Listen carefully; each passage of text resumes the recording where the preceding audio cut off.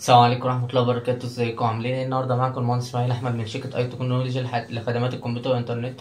النهارده معانا لابتوب 4540 اس. العميل بيشتكي من البطء بتاعه وبطيء جدا، فانا النهارده جبت له اس اس دي سامسونج استيراد، وجبت له كده عشان اركب في الهارد الاتش دي دي.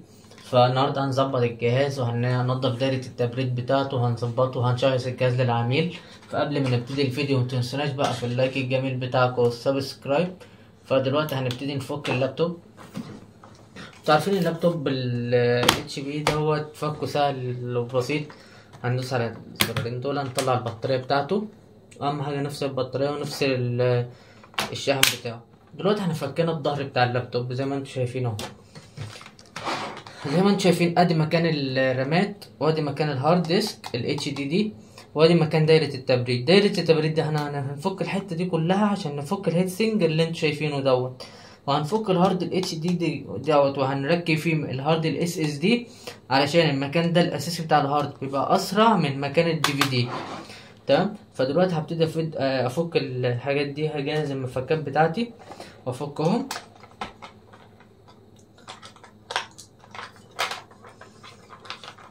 انتوا عارفين ال HP في مسامير صليبة ونجمة واشكال كتير، مش زي الديل واللينوفو والحاجات دي. فدلوقتي هفك الاربع مسامير بتاعة الهارد.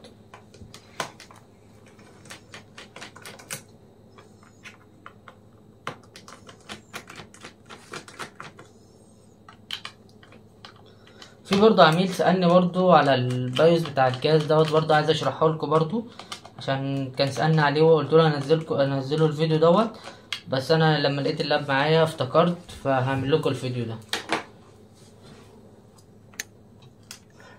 دلوقتي انا فكيت المسامير، دلوقتي هفك الهارد زي ما انتم شايفين كده.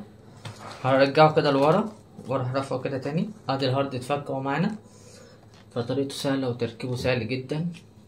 هنفك الراكه دي كده، الحتتين دول ده بيتفكوا كده وكده اهوت. ادي الهارد ده هارد هيتاشي HGST، ده 750 جيجا الهارد دوت. هنفك الاربع مسامير اللي على الجنب دول عشان نركب مكانهم الهارد ال SSD.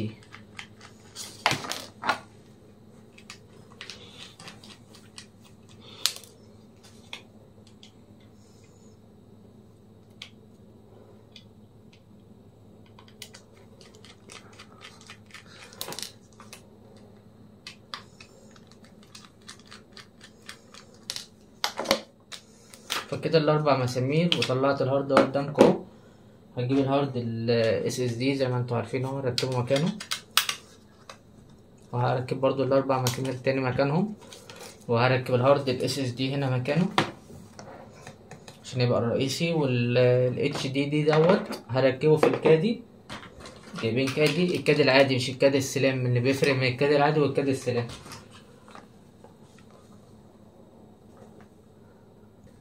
انا دلوقتي ركبت ال SSD مكان ال HDD، وهقفل الجراب بتاعه زي ما انتم شايفين كده، وادخله برضو هنا، وهروح مركب الهارد مكانه في المكان بتاعه. اللابات القديمة لما بتعملوا ابديت ليها وبتظبطوها بتبقى افضل من اللابات الجديدة ب100 مرة، بتبقى اسرع، فالعملاء بتبقى مبسوطة من الحاجات دي كلها. فانا يعني لما برجح للعميل ال SSD بيبقى احسن له، هو بيبقى جزمة سريع وبيبقى يعني احسن. وكمان المذر بورد بتاعت الاجهزة القديمة احسن من المذر بورد بتاعت الاجهزة الجديدة. هي بيختلف اجيال في البروسيسور بس مش الاختلاف الكبير يعني.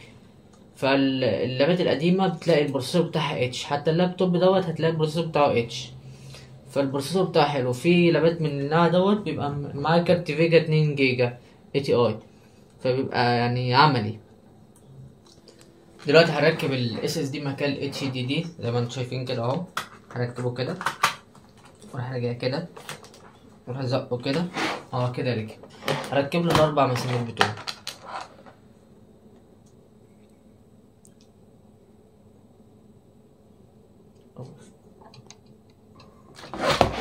دلوقتي احنا ركبنا ال SSD هنا خلاص. هفك دلوقتي دايرة التبريد وهفك ال DVD علشان اركب الهارد هنا. تمام. ادي زرار ال DVD اهوت.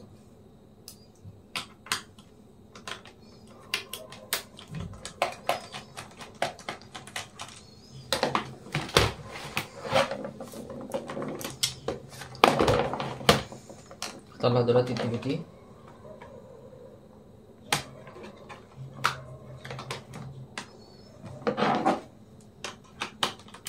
دلوقتي انا فكيت المسمار بتاع الدي في دي، هطلع الدي في دي خلاص.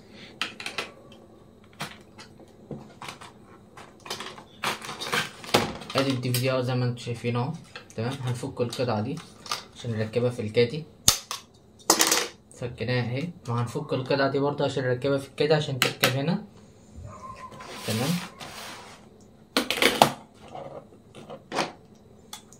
بس تبقوا عارفين الطريقه بتبقى راكبه ازاي عشان بتختلف الطريقه، علشان لما تركبه تاني يبقى معروف المكان بتاعه. بس خلي بالك برضو انت بتجيب الكادي هات العادي، ما تجيبش السلم.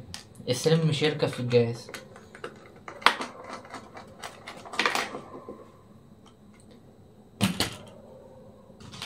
ادي الكادي اللي احنا جايبينه، الكادي العادي بالمسامير بتاعته بالمفك بتاعه كمان. دلوقتي انا هركب الهارد ال HDD في الكادي زي ما انتم شايفين اهوت. تمام كده اهوت. تمام، ركبته انا اهوت زي ما انتم شايفين كده. هركب الاربع مسامير تحت. وقف. دلوقتي انا ركبت ال HDD في الكادي خلاص وركبت المسامير. دلوقتي هركب القطعة ديت زي ما هي ركبت اهي. سريعة عادلة كمان، خلي بالكم منها. ركبت اهي زي ما انتم شايفين اهي. هرجعه مكانه.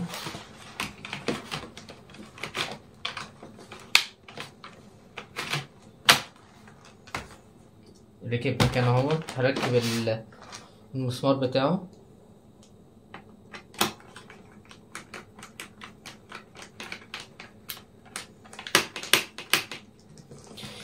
هفك دلوقتي القطع الستانلس ديت علشان اركب انضف دايرة التبريد.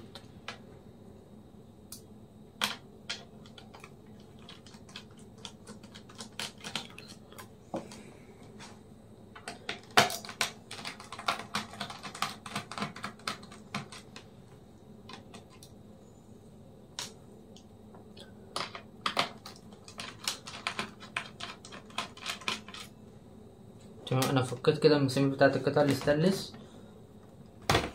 نرجع بالحته دي كده كده، نرجع بيها كده ونروح رافعينها زي ما انتم شايفين. هي بتبقى كده، نرجع بقى لورا كده ونروح رافعينها. تمام، اهي اترفعت اهي. تمام، ادي المروحه وادي كارت الفيجا وادي البروسيسور. تمام، انا نفك الهيت سينج ده كله عشان نطلع المروحه.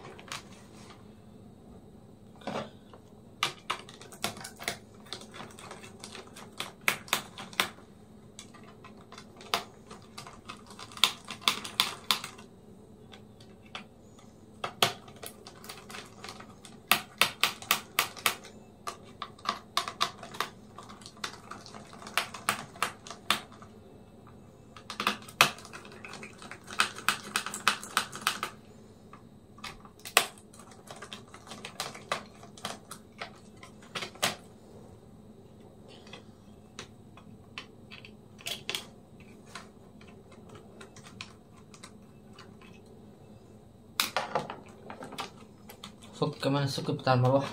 تمام، زي ما انت شايف ادي المروحة هي اتفكت،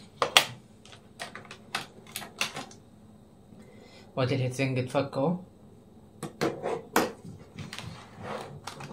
ادي اللابتوب اتفك اهو قدامك اهو. تمام، هنضف دلوقتي الهيتسنج وانضف الحتة دي مكان المروحة، وانضف المروحة كمان وانضفها وارجع لكم تاني. دلوقتي انا جبت مناديل معايا وجبت الاكاي، بس ده اكاي حاجة نضيفة بتاعة البرد غير الاكاي التاني. هحط قطعة كده عن بعض، ارش على المنديل وبالراحة بس هنشيل اسمه ده الكولر القديم. اللي حاطط الكولر ده حطه غلط، ده غلط كده، استخدامه غلط، فده كده بيبوظ البروسيسور. فالاحسن هتحط نقطة صغيرة زي ما هوريكم النهاردة.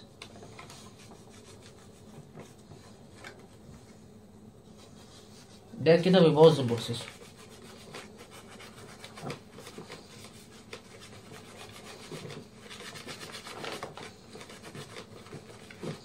كمان اللي حط له كولر دوت حط له كمان على كارت الفيجا ان المفروض في عازل هنا محطوط، هو حط على العازل فبهدل الدنيا شوية، بس هنحلها برضو مع بعض.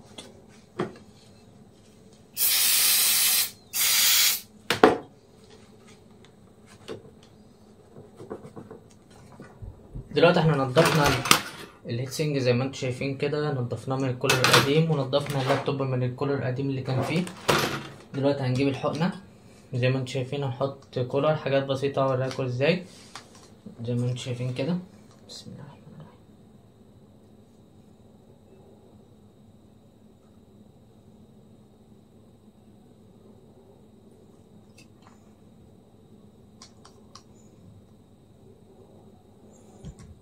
نقطة بسيطة زي ما احنا حاطين كده. هو مش بكتره ولا بقلته، هو بالعكس لازم يكون قليل علشان يفرد على البروسيسور، ما يطلعش على البروسيسور زي ما انتوا كنتوا شايفين. وهنرجع نركب القطعة دي تاني زي ما انتوا شايفين كده.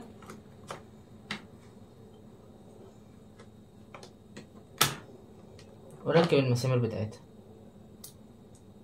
تلاقيها سهلة وبسيطة.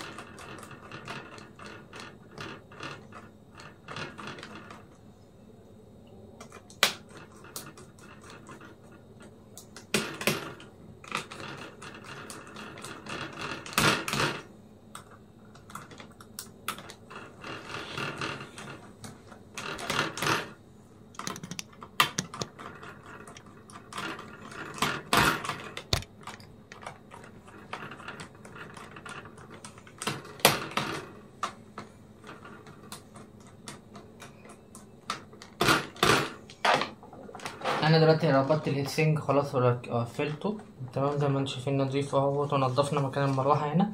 دلوقتي هفك المروحه وانضفها من جوه.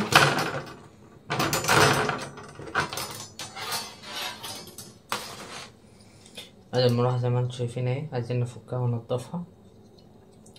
هنرفع القطعه اللي على الجنب ديت تمام، وهنفكها دلوقتي بالراحه خالص. في مسامير برضه اهي هنفكها.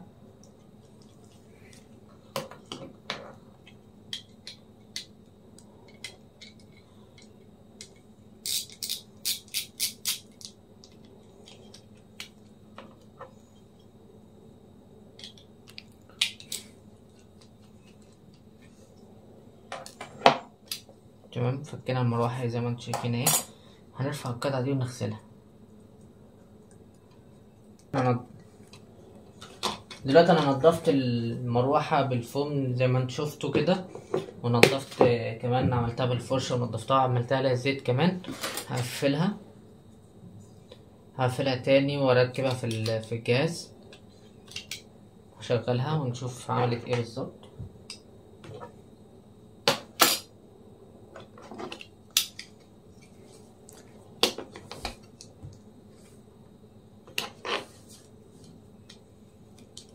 المروحة الاوريجينال دي احسن من المروحة الكوبي.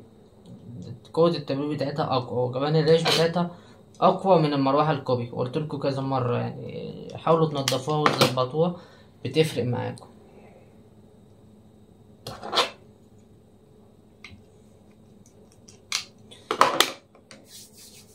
هنركب دلوقتي المروحة دلوقتي مكانها، ونقفل الهيت سينج بتاع الجهاز.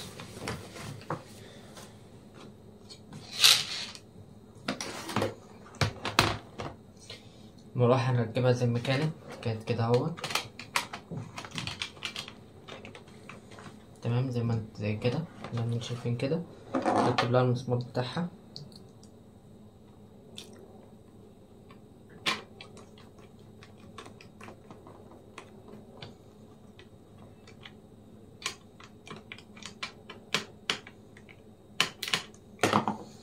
متنسوش برضو تركبوا الفلاتة بتاعت المروحة، عشان كتير نسيتها.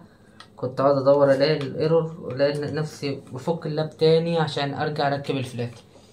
هركب دلوقتي برضو القطعة دي زي ما انتم عارفين، هركبها مكانها دلوقتي.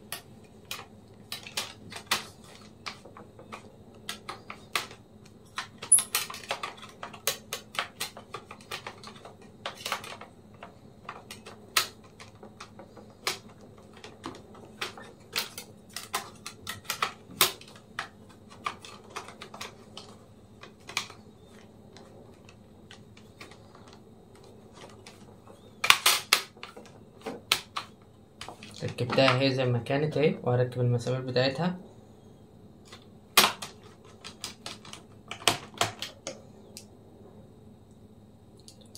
وهفك كمان الرامات وانضفها كمان بالقاي.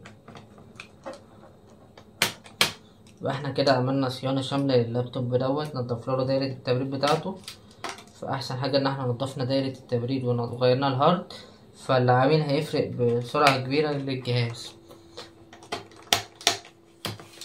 تمام. وهناخد برضو رأي العميل برضو بعد ما نخلص الجهاز برضو ويجربه برضو، وهحطلكوا برضو في الفيديو معايا.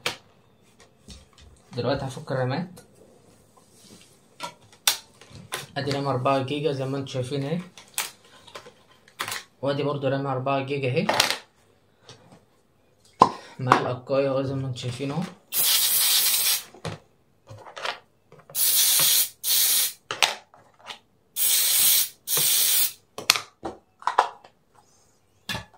هركبهم مكانهم.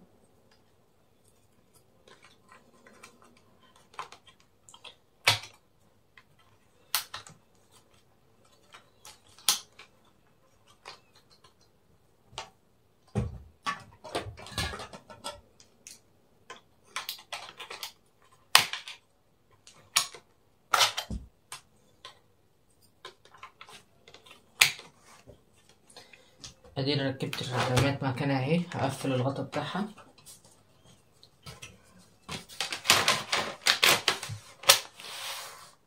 قفلت انا الظهر خلاص بتاع اللابتوب اهو زي ما انتم شايفين اهو، قفلته. هركب البطارية.